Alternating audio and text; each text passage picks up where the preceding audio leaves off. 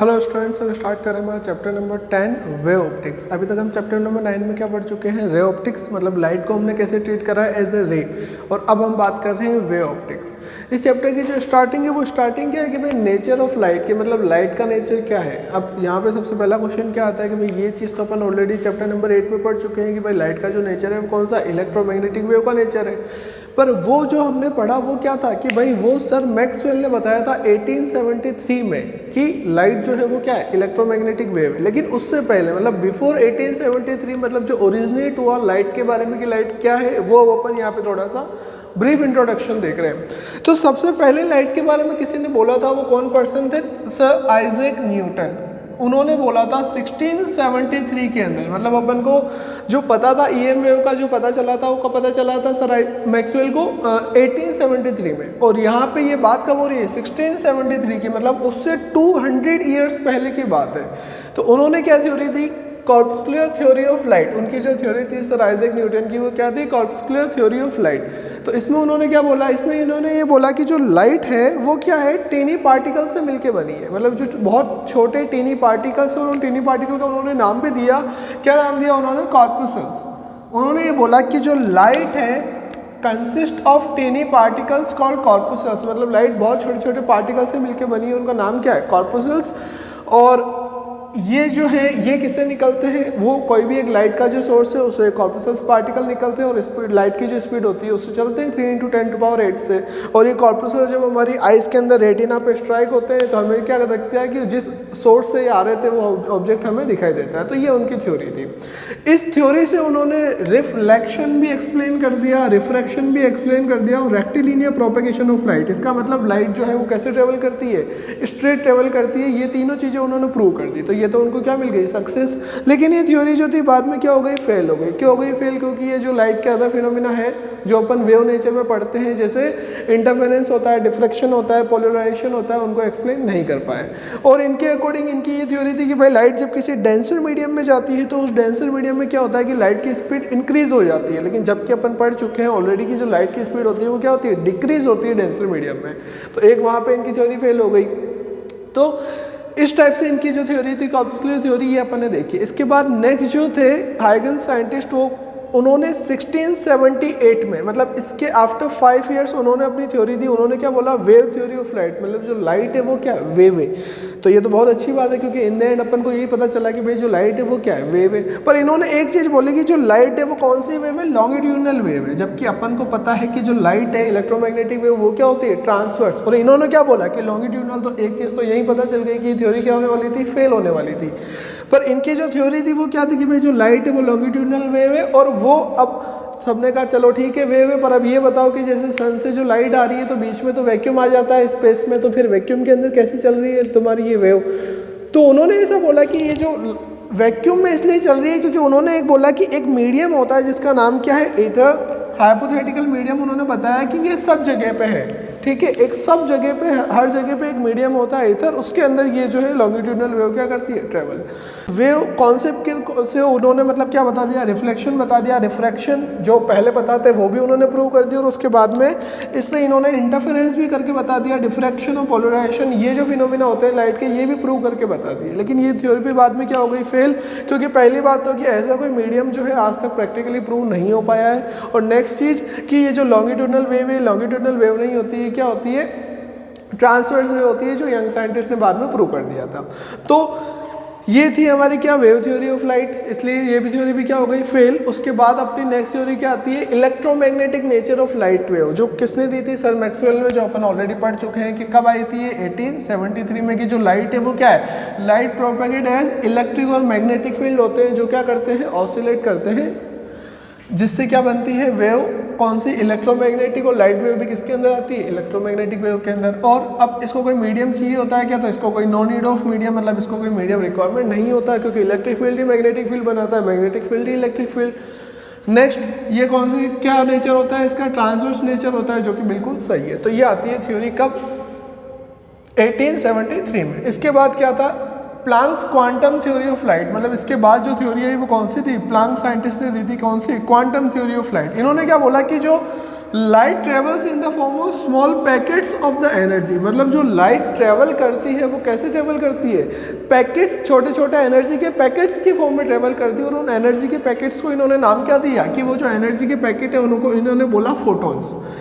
फिर से क्या थ्योरी थी इनकी, क्वांटम थ्योरी क्या थी लाइट की, कि जो लाइट है वो स्मॉल पैकेट्स की फॉर्म में ट्रेवल करती है, एनर्जी के पैकेट, और उन एनर्जी के पैकेट को क्या बोला इन्होंने, फोटॉन्स। अब हुआ क्या कि इनके कॉन्सेप्ट को लेके, इनके प्रिंसिपल को काम में लेके 1905 के अंदर अल्बर्ट आइंस्टाइन साइंटिस्ट ने इस थ्योरी का यूज करके जो फोटो इलेक्ट्रिक फिनोमिना है उसको प्रूव कर दिया। अब कोई चीज़ प्रूव हो गई, फोटो इलेक्ट्रिक इफेक्ट क्या होता है कि जब भी किसी मेटल सरफेस के ऊपर लाइट इंसिडेंट होती है तो उस मेटल सरफेस से क्या होता है, इजेक्ट होते हैं कौन, इलेक्ट्रॉन। फिर से जब भी किसी मेटल सरफेस के ऊपर लाइट इंसिडेंट होती है तो उस सरफेस से इलेक्ट्रॉन का क्या होता है, इजेक्शन, उसी को अपन क्या बोलते हैं, फोटो इलेक्ट्रिक इफेक्ट। और ये जो इन्होंने प्रूव करा अल्बर्ट आइंस्टाइन साइंटिस्ट ने, ये किसकी थ्योरी से प्रूव करा, इनकी क्वांटम थ्योरी की हेल्प से। मतलब ये जो थ्योरी थी ये भी क्या है, सही। अब इन्होंने क्या बोला कि भाई ये तो स्मॉल पैकेट से, मतलब पार्टिकल नेचर यहाँ पे इन्होंने बता दिया। और अभी तक यहाँ पे अपन ऑलरेडी क्या पढ़ रहे थे, वेव नेचर के बारे में। तो ये तो बहुत बड़ा कंफ्यूजन हो गया कि भाई अब लाइट का जो है वो वेव नेचर है या फिर पार्टिकल नेचर है। तो फिर कंक्लूजन क्या निकलता है कि भाई जब लाइट का इंटरफेरेंस, डिफ्रैक्शन और पोलराइजेशन, जब ये फिनोमिना होते हैं तो लाइट बिहेव करती है कैसे, एज ए वेव बिहेव करती है। और जब लाइट के फोटो इलेक्ट्रिक इफेक्ट का फिनोमिना होता है तब जो लाइट बिहेव करती है कैसे, पार्टिकल, मतलब लाइट वेव के जैसे भी बिहेव करती है और लाइट पार्टिकल के जैसे भी बिहेव करती है। तो फिर एक साइंटिस्ट आते हैं आपके, जिनका नाम क्या है, डी ब्रोगली नाम से आप इनको सुना होगा। तो ये जो साइंटिस्ट है डी ब्रो, इन्होंने क्या बोला कि भाई जो लाइट होती है इसका क्या नेचर होता है, डुअल नेचर होता है। मतलब कितने नेचर होते हैं, दो, वेव नेचर भी होता है और पार्टिकल नेचर भी होता है। कि भाई जब लाइट का इंटरफेरेंस होता है, डिफ्रैक्शन होता है, पोलराइजेशन होता है, तब वो कैसे बिहेव करती है, एज ए वेव। और जब लाइट का फोटो इलेक्ट्रिक का इफेक्ट का फिनोमिना होता है तब वो कैसे बिहेव करती है, एज ए पार्टिकल बिहेव करती है। तो कोई मिला कि लाइट के क्या है, दोनों नेचर। तो ये जो डुअल नेचर है कैसे वर्क करता है ये अपन पढ़ेंगे नेक्स्ट चैप्टर में। इस चैप्टर में अपन को क्या पढ़ना है, वेव नेचर पढ़ना है लाइट का। अब वेव नेचर क्या होता है, तो सबसे पहले वेव नेचर स्टार्ट कितने करा था, आइगन साइंटिस्ट ने स्टार्ट करा था। उनका जो फर्स्ट कॉन्सेप्ट उन्होंने दिया था वो किसका दिया था, वेव फ्रंट्स का। तो वेव फ्रंट्स क्या होते हैं, वहां से हमारे चैप्टर स्टार्ट होता है। तो वेव फ्रंट को कैसे समझ सकते हैं, तो सबसे पहले अपन बात करते हैं फर्स्ट वर्ड यहाँ पे क्या आ रहा है, वेव। अब पहले बात करते हैं वेव की, क्योंकि वेव समझ में आएगी तब अपन को क्या समझ में आएगा, वेव फ्रंट। तो वेव क्या होती है, तो वेव तो अपन पढ़ चुके हैं 11th क्लास में। बिल्कुल बेसिक अगर डेफिनेशन की बात करें वेव की, तो वेव क्या होती है कि भाई डिस्टर्बेंस या फिर एनर्जी जब ट्रेवल करती है एक प्लेस से दूसरे प्लेस पे, उसी को अपन क्या बोलते हैं कि भाई जो वेव है वो क्या कर रही है, ट्रेवल कर रही है। फिर से डिस्टर्बेंस या फिर एनर्जी का एक प्लेस से दूसरे प्लेस पे कैरी फॉरवर्ड होना, प्रोपेगेट होना, उसी को अपन क्या बोलते हैं, वेव। ये तो बात हुई वेव की। अब वेव फ्रंट क्या होता है, इसको इजी लैंग्वेज में कैसे समझ सकते हैं कि सपोज कि कोई पॉन्ड है, कोई तालाब है। मान लो कि ये कोई तालाब है, ठीक है। अब यहाँ पे अगर कोई पर्सन, मैं ऑब्जर्व कर रहा हूँ, मैं दूर खड़ा हुआ हूँ, मैं ऑब्जर्व कर रहा हूँ। मान लो ये एक पॉन्ड है, मैं ऑब्जर्व कर रहा हूँ, कोई पर्सन आता है और पानी के बीचों बीच, पॉन्ड के बीचों बीच एक बड़ा सा पत्थर लेकर डाल देता है। तो मैं कंटिन्यू ऑब्जर्व कर रहा हूँ और टाइम को मैंने क्या कर दिया, बिल्कुल स्लो मोशन में मैं उसको ऑब्जर्व कर रहा हूँ, ठीक है। अब समझना इस चीज़ को, मैं खड़ा हूँ, मैं ऑब्जर्व कर रहा हूँ, सामने एक पॉन्ड है, एक पर्सन आता है, पानी के बीचों बीच क्या डाल देता है, एक बड़ा सा स्टोन डाल देता है। जैसे ही उसने स्टोन पानी के अंदर डाला तो हुआ क्या कि जैसे स्टोन डाला तो अब स्टोन डालने से पानी के अंदर क्या हो गया, वाटर के अंदर क्या हो गया, डिस्टर्बेंस क्रिएट हो गया। तो होता क्या है, over the period of time, कि जैसे स्टोन पानी में गया वहाँ से क्या क्रिएट हुआ, डिस्टर्बेंस क्रिएट हुआ।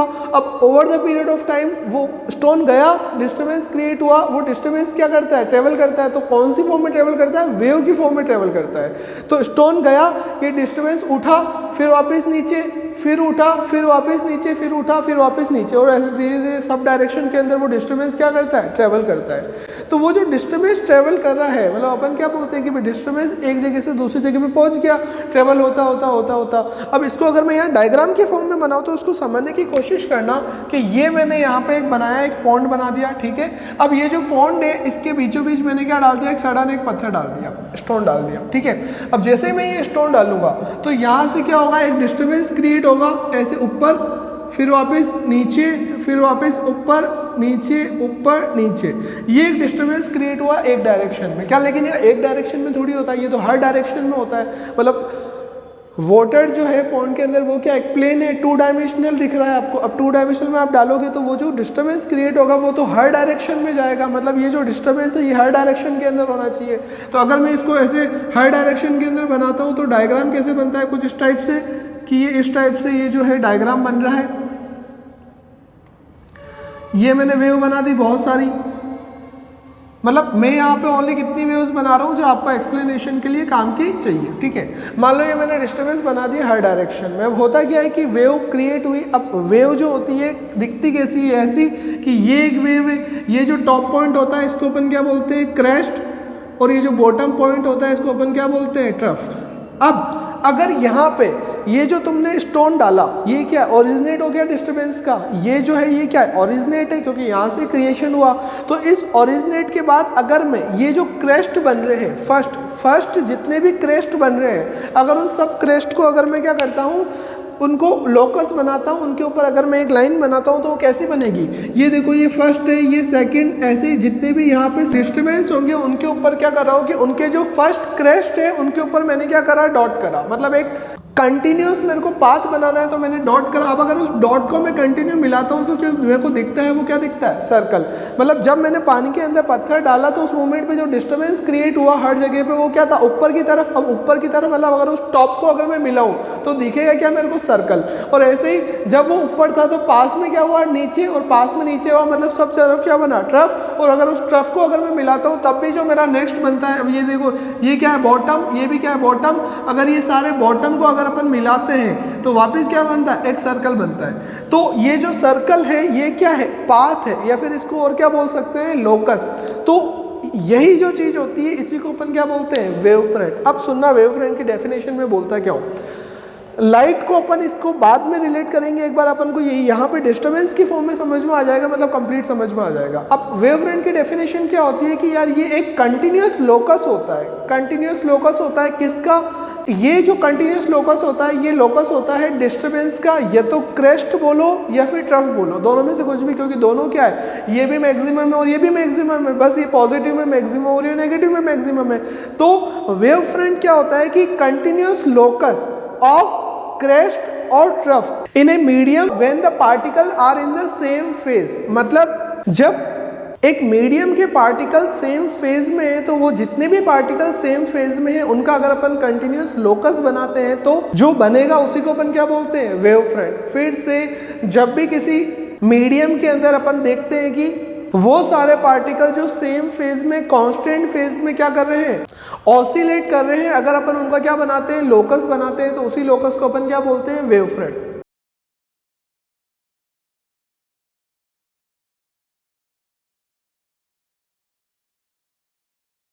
अब यहाँ पे अगर इसको मैं लाइट से ट्रेवल करूँ तो लाइट से कैसे ट्रेवल कर सकता हूँ, तो तुम इस चीज़ को बस इतना सा सोच लो कि ये जो मैंने सेंटर में एक पॉन्ड के अंदर पत्थर डाला था उस चीज़ को रिलेट कैसे करना है तुम्हें, कि मान लो ये एक रूम है और उस रूम के सेंटर में क्या है, एक लाइट का सोर्स, और उस लाइट सोर्स को जैसे ही मैं ऑन करता हूँ, स्विच ऑन करता हूँ, तो लाइट ओरिजिनेट होगी। और लाइट क्या होती है, इलेक्ट्रोमैग्नेटिक वेव। अब लाइट इलेक्ट्रोमैग्नेटिक वेव होती है तो हर डायरेक्शन में क्या जाएगी, वेव, और हर डायरेक्शन में वेव जाएगी तो वेव का क्या होगा, क्रेस्ट, और वेव का क्या होगा, ट्रफ। तो अब हर डायरेक्शन में जा रही है तो लाइट की स्पीड तो सेम है, तो मतलब इस डायरेक्शन में जितनी डिस्टेंस पे क्रेस्ट बनेगा उसी डायरेक्शन में यहाँ क्रेस्ट, उसी इधर डायरेक्शन में यहाँ क्रेस्ट, इस डायरेक्शन में क्रेस्ट, इस डायरेक्शन में क्रेस्ट, और ऐसे ही सेम डिस्टेंस पे ट्रफ, इधर भी सेम डिस्टेंस में ट्रफ, इधर भी सेम डिस्टेंस में ट्रफ। मतलब अगर उसको मैं 3 डायमेंशनल के अंदर बात करूं, क्योंकि रूम तो क्या हो गया, 3 डायमेंशनल हो गया, तो अब इसको कैसे समझ सकते हैं कि मान लो ये जो मार्कर की कैप है ये क्या है, पॉइंट सोर्स है।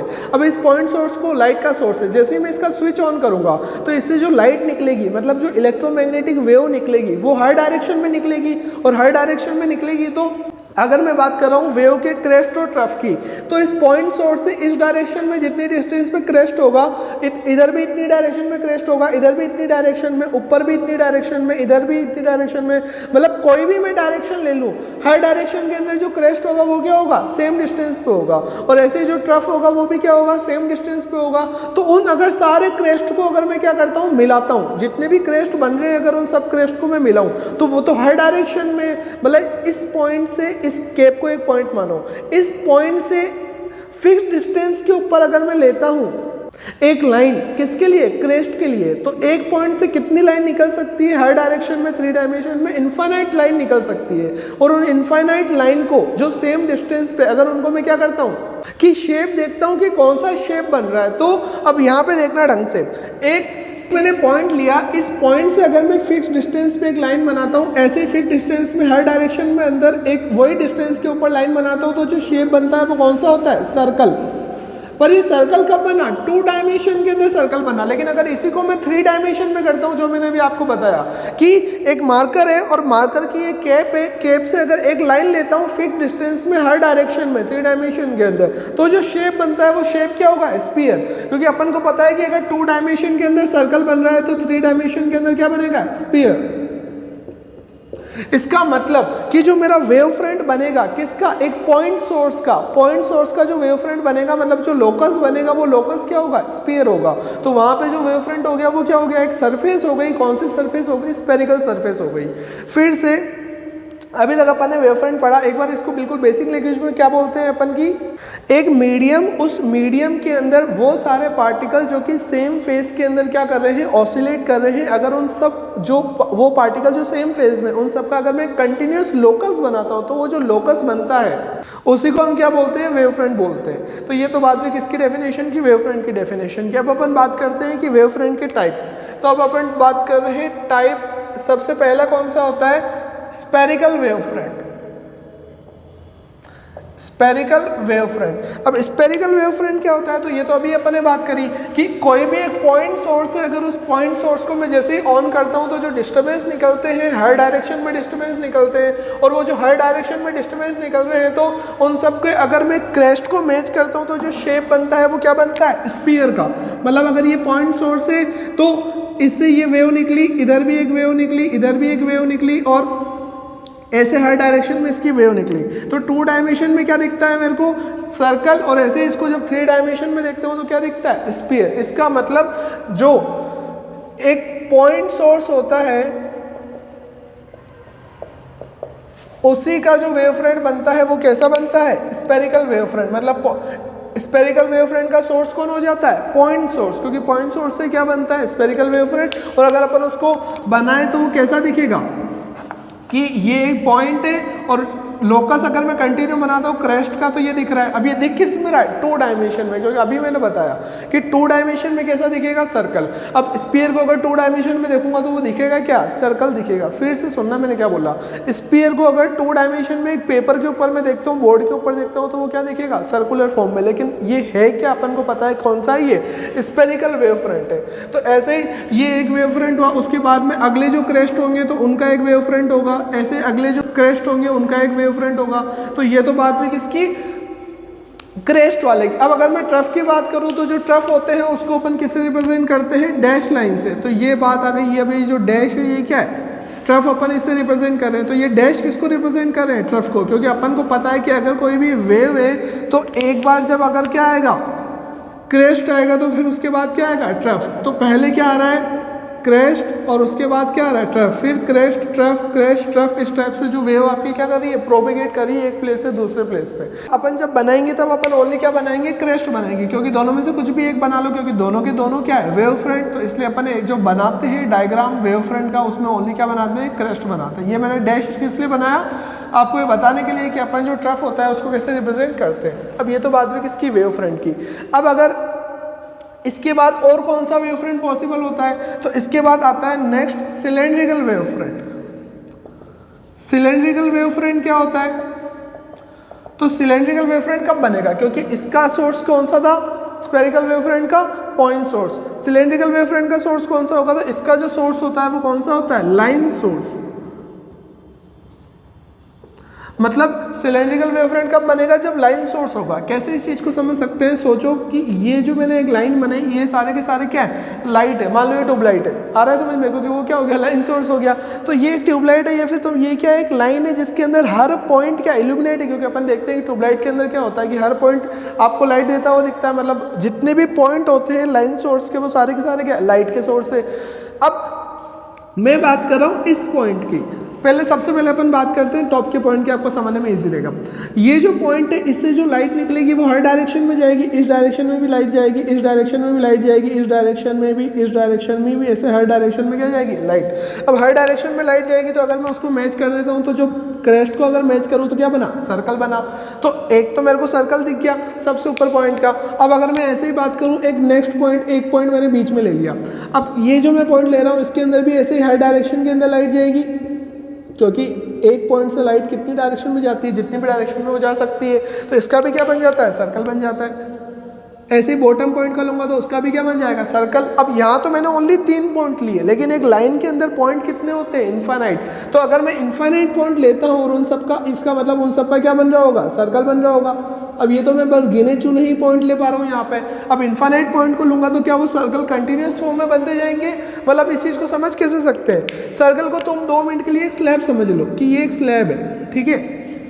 उसके ऊपर मैंने एक और रखा, उसके ऊपर एक और रखा, उसके ऊपर एक और रखा, उसके ऊपर एक और रखा। तो जब दूर से देखूंगा तो मेरे को दिखेगा किस शेप में, सिलेंड्रिकल शेप में। फिर भी अगर तुम्हें समझ में नहीं आ रहा तो तुम ऐसे समझ लो, ऐसे सोच सकते हो कि एक रोटी रखी हुई, एक रोटी तुमने रखी सबसे पहले बिल्कुल ऐसे नीचे, ये एक रोटी रखी, उसके ऊपर एक और रोटी, उसके ऊपर एक और रोटी, उसके ऊपर एक और रोटी। तो जब रोटी बहुत ज़्यादा हो जाती है, 10-15 हो जाती है, अब वो तुम्हारी कैपेसिटी है देखो खाने की, तो जब बहुत ज़्यादा हो जाती है तो जब उनको अपन दूर से देखते हैं तो मेरे को क्या दिखता है, एक सिलेंडर की फॉर्म में दिखता है। इसका मतलब कि जो लाइन सोर्स है, लाइन सोर्स का हर पॉइंट एक्ट करता है, कैसे एक्ट करता है, एज ए पॉइंट सोर्स। मतलब उस हर पॉइंट के अपने अपने वेव फ्रंट निकलते हैं हर डायरेक्शन में, और उन सारे वेव फ्रंट का कॉम्बिनेशन जो होता है वो क्या होता है, सिलेंडर। इसका मतलब कि जो सिलेंड्रिकल वेव फ्रंट होता है उसका जो सोर्स होता है सिलेंड्रिकल वेव फ्रंट का, वो कौन होता है, लाइन सोर्स। मतलब जब सोर्स कौन सा टाइप का होगा, लाइन टाइप का होगा, तब आपका जो वेव फ्रंट बनेगा वो कैसा होगा, सिलेंड्रिकल वेव फ्रंट। तो इसको अगर मैं बनाता हूं तो ये बनेगा कैसा, कि ये तो क्या है, मेरी लाइन है, और इसके जो वेव फ्रंट बन रहा है वो कैसा है, ऐसा। तो ये रेड से जो बन रहा है ये क्या हो गया, इसका वेव फ्रंट हो गया, और ये ब्लू से जो बना हुआ है ये क्या बना हुआ है, लाइन सोर्स। ठीक है, ये तो बस एक्सप्लेनेशन के लिए आपको बताया, बाकी होता अपन को जो दिखाना है वो दिखाना कैसा है, इस टाइप का, क्योंकि अपन को पता चल गया कि ये होता है। थर्ड लास्ट टाइप होता है, इसको मैं यहाँ बना देता हूँ। थर्ड लास्ट टाइप जो होता है वो क्या होता है वेव फ्रंट का, वो होता है प्लेन वेव फ्रंट। अब प्लेन वेव फ्रंट कब बनता है, प्लेन वेव फ्रंट आपका बनता है कोई प्लेन जब सोर्स हो, क्योंकि लाइन से क्या बनता है, सिलेंडर। अब अगर मैं प्लेन सोर्स लेता हूँ, ये मैंने एक लिया, लेट से ये एक प्लेन सोर्स है, ये एक प्लेन मैंने ले लिया, तो मान लो कि ये सारे के सारे क्या है, पॉइंट सोर्स को आपस में अटैच करके क्या बना दिया मैंने, प्लेन बना दिया। अब मैंने प्लेन बना दिया तो जो हर सोर्स से अपना क्या बनाएगा, वेव निकालेगा। हर सोर्स से क्या निकलेगी, वेव निकलेगी। जितने भी ये पॉइंट है सब क्या निकालेंगे, वेव निकालेंगे। अब कैसे इस चीज़ को समझ सकते हैं कि लेट से ये मेरा जो हैंड है, अब ये क्या दिख रहा है, प्लेन। अब इस हैंड से हर पॉइंट से क्या निकलेगी, वेव, और हर पॉइंट से वेव निकलेगी। तो जो क्रेस्ट बनेगा, अब प्लेन अगर ऐसे है तो जो क्रेस्ट बनेगा हैंड से सेम डिस्टेंस पे जितने भी पॉइंट है सबके क्रेस्ट बनेंगे, और उनको सबको मिलाऊंगा तो आपस में दिखेगा भी क्या, प्लेन दिखेगा। फिर से सुनना मैं क्या बोल रहा हूँ, ये मेरा जो हैंड है ये क्या, एक प्लेन दिख रहा है, 2 डायमेंशनल के अंदर एक प्लेन, ठीक है। अब अगर प्लेन है, इसका प्लेन सोर्स है, इसका मतलब क्या है कि जो हर हैंड के इस प्लेन के ऊपर जितने भी पॉइंट है वो सब एक्ट कर रहे हैं। कैसे एक्ट कर रहे हैं, as a point source act कर रहे हैं। मतलब सब अपनी अपनी वेव निकालेंगे, इलेक्ट्रोमैग्नेटिक वेव, और वेव की स्पीड तो क्या है, सेम। इसका मतलब इस हैंड से सारे पॉइंट का सेम डिस्टेंस पे क्या बनेगा, क्रेस्ट, सेम डिस्टेंस पे ट्रफ। ऐसे ही यहाँ पे कोई पॉइंट है सेम डिस्टेंस पे क्रेस्ट, और यहाँ पे ट्रफ। मतलब जितने भी पॉइंट है सबका जो क्रेस्ट बनेगा वो सेम डिस्टेंस पे बनेगा, और उन सारे क्रेस्ट को अगर मैं मिलाता हूँ तो बनेगा क्या, प्लेन। क्योंकि हर पॉइंट का निकालोगे और हर पॉइंट और जितने भी क्रेस्ट है सबको मिलाओगे तो सामने भी क्या बनेगा, प्लेन बनेगा। और प्लेन क्या बनेगा, वेव फ्रंट, क्योंकि आपने क्रेस्ट को मिलाया। इसका मतलब जो आपका थर्ड टाइप होता है, कौन सा टाइप होता है, थर्ड, प्लेन वेव फ्रंट। उसका जो सोर्स होता है वो सोर्स भी कौन सा होता है, प्लेन सोर्स।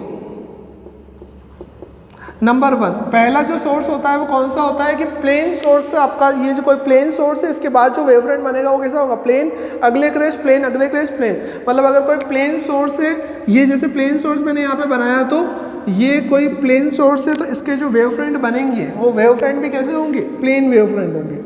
तो ये जो वेव फ्रंट है दिख रहे हैं, ये सारे के सारे आपस में क्या, एक दूसरे के प्लेन। तो मतलब प्लेन सोर्स है तो वेव फ्रंट भी कैसा बनेगा, प्लेन बनेगा। और कैसे बनता है प्लेन वेव फ्रंट, तो कोई आपका ये मैंने क्या बनाया है यहाँ पे देखो पॉइंट सोर्स, जब सोर्स यहाँ पे है तो ये जो दिख रहा है मेरे को कैसा दिख रहा है, स्फीयर। लेकिन अगर मैं बहुत दूर चला जाऊँ, मतलब इस सोर्स पॉइंट सोर्स से अगर मैं बहुत दूर चला जाऊँ, कहने का मतलब क्या है कि पॉइंट सोर्स को जब बहुत दूर से देखते हो तो बहुत दूर जब चले जाते हो तो जो वेव फ्रंट आपको आते हुए दिखाई देते हैं दूर से, मतलब मान लो कि मैं यहाँ खड़ा हूँ, यहाँ से 100 मीटर के ऊपर क्या है, 100 मीटर, ये हाफ किलोमीटर के ऊपर क्या है, कोई पॉइंट सोर्स है। अब हाफ किलोमीटर के ऊपर कोई पॉइंट सोर्स है तो उसके वेव फ्रंट कैसे बन रहे होंगे, स्पेरिकल। और वो जो स्पेरिकल वेव फ्रंट मेरे तक पहुंचे तो स्फीयर कितने बड़े बन गए होंगे, बहुत बड़े। क्योंकि अपन क्या देख रहे हैं कि जैसे जैसे इस पॉइंट सोर्स से डिस्टेंस आगे बढ़ रही है वैसे वैसे ये जो सर्कल बन रहे हैं, स्फीयर बन रहे हैं, ये कैसे बन रहे हैं, बड़े। मतलब हर बार रेडियस क्या हो रही है, इंक्रीज हो रही है, डायमीटर इंक्रीज हो रहा है। तो अगर मैं 100 मीटर चला जाऊंगा या फिर हाफ किलोमीटर दूर चला जाऊंगा तो जो वेव फ्रंट के स्फीयर होंगे उनके डायमीटर क्या होंगे, बहुत बड़े। और मेरे को कैसे दिख रहे होंगे, बहुत बड़े। मतलब इसको अगर मैं यहाँ बनाता हूँ तो दिखता कैसा है वो देखना कि ये कोई पॉइंट सोर्स है, इसका एक ये स्फीयर बना, ठीक है, सबसे पास वाला, फिर ये एक स्फीयर बना, फिर ये, तो ऐसे में बनाया जा रहा हूँ, समझना है इस चीज़ को। हर बार क्या बन रहा है, स्फीयर, बड़ा बड़ा स्फीयर आपको दिख रहा है। तो अब यहाँ मान लो कि मैं यहाँ खड़ा हूँ, ठीक है, ये इधर से मैं इसको देख रहा हूँ, ये जो है ऑब्जर्वर है, तो ऑब्जर्वर को क्या दिख रहा है कि ऑब्जर्वर अगर इसको देखे तो ऊपर और नीचे को अगर अपन इग्नोर करें तो ये लाइन अप्रोक्सीमेटली क्या दिख रही है, पैरेलल दिख रही है। अप्रोक्स, मैं एक एग्जैक्ट नहीं बोल रहा हूँ, अप्रोक्स बोल रहा हूँ। तो किसी भी पॉइंट सोर्स को जब डिस्टेंस पे खड़ा हुआ ऑब्जर्वर देखता है तो उसको जो वेव फ्रंट दिखाई देता है वो लगभग कैसा दिखाई देता है, प्लेन वेव फ्रंट दिखाई देता है। तो अब बात तो किसकी हो रही है, प्लेन वेव फ्रंट। तो एक तो क्या होता है कि प्लेन सोर्स होगा तब प्लेन वेव फ्रंट बनेगा, और दूसरा कोई डिस्टेंस पे पॉइंट सोर्स हो। ये देखो डिस्टेंस पे, इस डिस्टेंस से अपन बहुत दूर है, तो डिस्टेंस पे पॉइंट सोर्स हो तब जो ऑब्जर्वर है डिस्टेंस पे उसको जो स्पेरिकल वेव फ्रंट दिखता है वो किस फॉर्म में दिखता है, प्लेन वेव फ्रंट की फॉर्म में दिखता है। तो अब उससे कोई पूछेगा कि कैसा वेव फ्रंट है, तो उसको तो प्लेन दिख रहा है, तो वो क्या बोलेगा कि भाई प्लेन वेव फ्रंट है। इसका मतलब अपन सेकंड सोर्स क्या बोल सकते हैं प्लेन वेव फ्रंट का, कि डिस्टेंट पॉइंट सोर्स।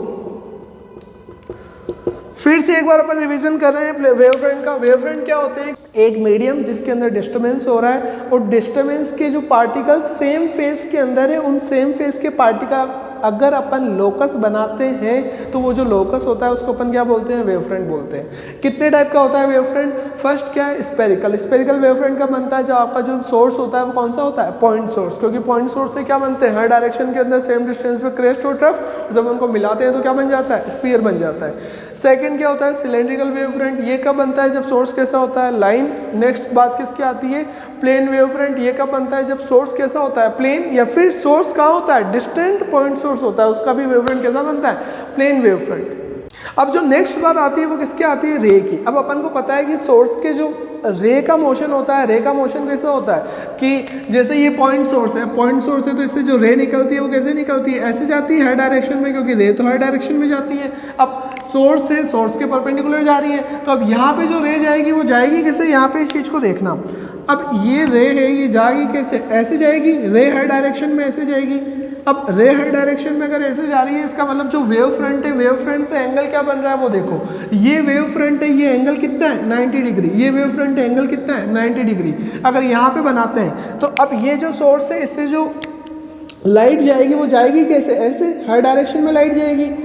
ये जो मैं बना रहा हूँ, ये बना क्या रहा हूँ, रे बना रहा हूँ। तो ये रे कैसे जा रही है, उसके सोर्स के परपेंडिकुलर, और सोर्स के परपेंडिकुलर जा रही है। तो ये जो वेव फ्रंट है, वेव फ्रंट से एंगल कितना बन रहा है, 90 बन रहा है। यहाँ पे भी कितना बना, 90। यहाँ पे भी कितना बना, 90।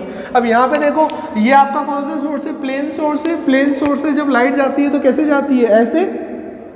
अब ऐसे जा रही है तो ये वेव फ्रंट से कितना एंगल बना रही है, 90 डिग्री का। इसका मतलब मेरे को समझ में क्या आया कि जो वेव फ्रंट होते हैं और जो रे का मोशन होता है, उन दोनों के बीच में जो एंगल होता है वो कितना होता है, 90 डिग्री का। इसका मतलब जो रे की डायरेक्शन होती है वो हमेशा वेव फ्रंट की कैसे होती है, परपेंडिकुलर। फिर से जो रे की डायरेक्शन है वो वेव फ्रंट की हमेशा कैसे होगी, परपेंडिकुलर। मतलब अगर रे का मोशन ऐसे हो रहा है तो वेव फ्रंट कैसे होगा, उसके परपेंडिकुलर होगा। मतलब ये रे की डायरेक्शन और ये क्या है, वेव फ्रंट। ठीक है, तो ये अपने क्या देखा अभी कि जो रे है वो हमेशा कैसे होगी, वेव फ्रंट के परपेंडिकुलर ट्रेवल करेगी।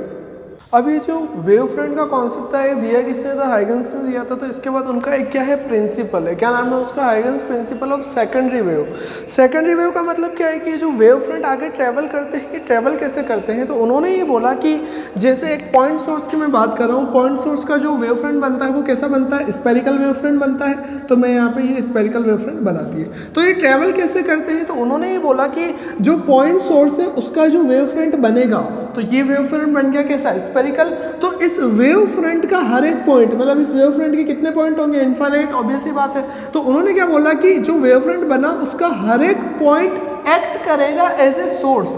फिर सुनना मैंने क्या बोला, ये एक सोर्स है लाइट का, उससे क्या बना, वेव फ्रंट बना कैसा, स्पेरिकल। तो हाइगन्स का जो प्रिंसिपल है सेकेंडरी वेव का, वो क्या बोलता है कि जो वेव फ्रंट बनता है फर्स्ट, उस वेव फ्रंट के जितने भी पॉइंट है वो सारे पॉइंट एक्ट करेंगे एज ए सोर्स।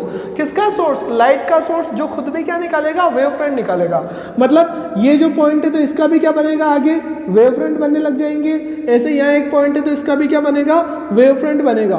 तो ये जो वेव फ्रंट होंगे ये सब वेव फ्रंट, इस मेन जो सोर्स था ये सोर्स है, इसका ये जो बना इसको अपन क्या बोलते हैं, फर्स्ट वेव फ्रंट, ठीक है। और इस वेव फ्रंट से जो वेव फ्रंट बने उसको अपन क्या बोलते हैं, सेकेंडरी वेव फ्रंट, या फिर इसको क्या बोल सकते हैं, वेवलेट्स। और सिंपल बात करें तो सेकेंडरी वेव फ्रंट।